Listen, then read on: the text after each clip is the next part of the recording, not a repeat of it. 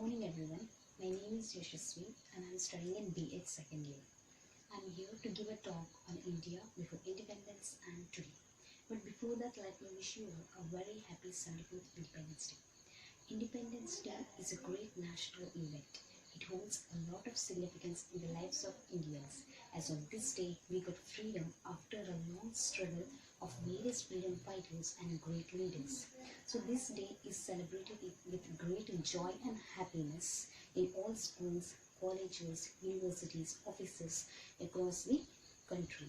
So and this will surely develop the spirit of patriotism and even to enjoy the spirit of freedom. But before this enjoyment, we should all know how our country was prior to independence.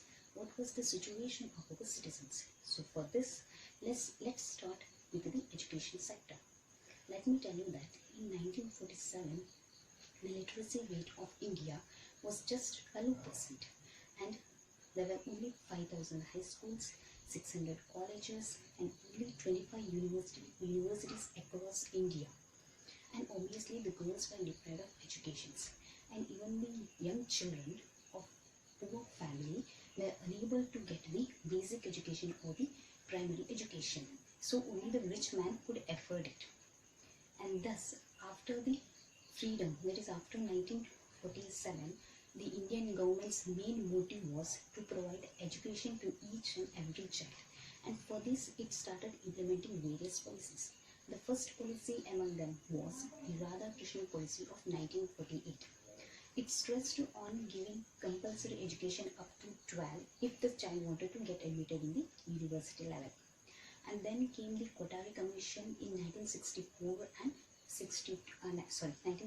to 66, whose recommendations were to provide free and compulsory education up to age of 14, and it also gave importance to the industrial and the agriculture education, and it started the 3-language formula in the education sector, and also it stressed on giving 6% of the national income on education.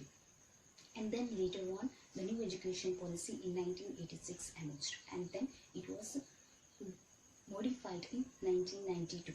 And now in present year, the same new education policy has reinvented with a new phase. Like the new education, it has been invented like 5+3+3+4 system. Well, this new education system will surely give a quality to education to the upcoming children. So this was all about the education sector. Now let's move to the status of women. Let's see how the status of women was there in pre and post independence.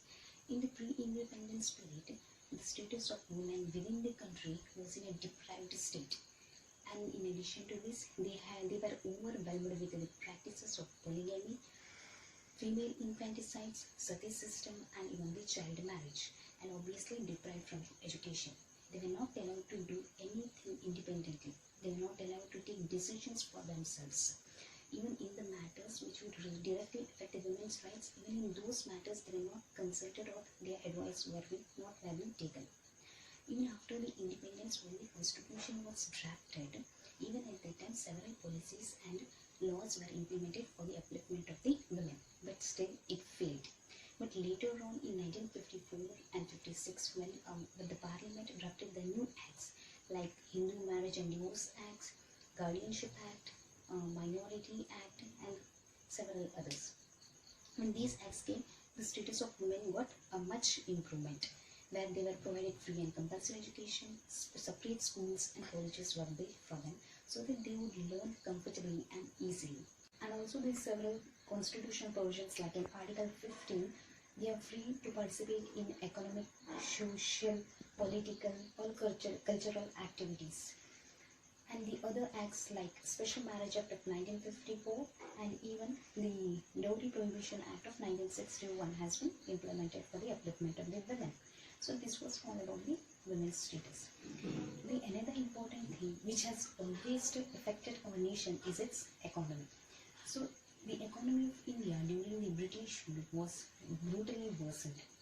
And so this developed several policies. The British government gave different policies. The important among them was Zamindari system. Zamindari system, which was given in 1793, which was started in 1793 by Lord colonies. In this, according to this system, the peasants lost their ownership of the land and it was given to the zamindars, where those zamindars imposed high taxes or rents on those land which the peasants were unable to give, and thus they started exploiting them.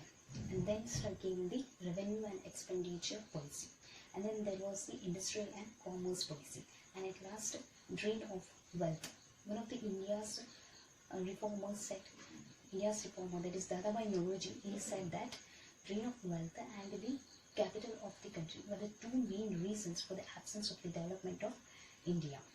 But today India is set to emerge as one of the greatest economy in the world. Many foreign companies are trying to invest in the Indian economy, and that is only because of the initiatives of the government, that is the digital India and even the Make in India process. So this was made in order to boost the Indian economy and also to increase the purchasing power of an average Indian consumer. Well, let me tell you, the GDP of India in 1947 was 2.7 lakh crores, but now in present year it's $3.2 trillion. By these numbers itself, we come to know how well the economy has been developed since 1947 to 2020. Thus, these were the three topics or the three sectors which were greatly affected in this British rule. But as time passed, there were several changes made, several developments made in all these sectors, and slowly all several different improvements will be definitely made in all over country. Thank you so much.